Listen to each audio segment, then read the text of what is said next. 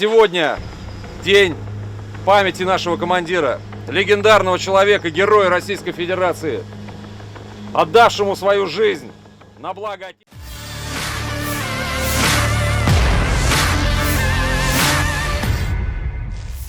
Inilah aksi menegangkan yang dilakukan gerombolan pasukan Rusia saat menyerang posisi prajurit Ukraina.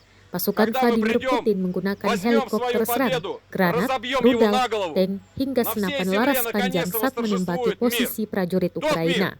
Rekamannya beredar di Telegram pada Senin 6 Maret 2023. Dalam keterangan unggahan disebutkan, pasukan Rusia menyerang dari berbagai sisi di pemukiman hingga hutan. Sebagian serangan diklaim tepat mengenai sasaran.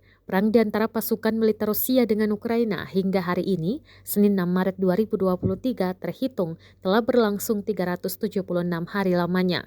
Konflik di antara negara bertetangga itu sampai saat ini terus berlanjut dan belum tampak tanda-tanda akan segera berakhir. Kabar terbaru lainnya dalam perang adalah pasukan militer Rusia terus berupaya mengepung kota Bakhmut di Oblast Donetsk, Ukraina, wilayah timur.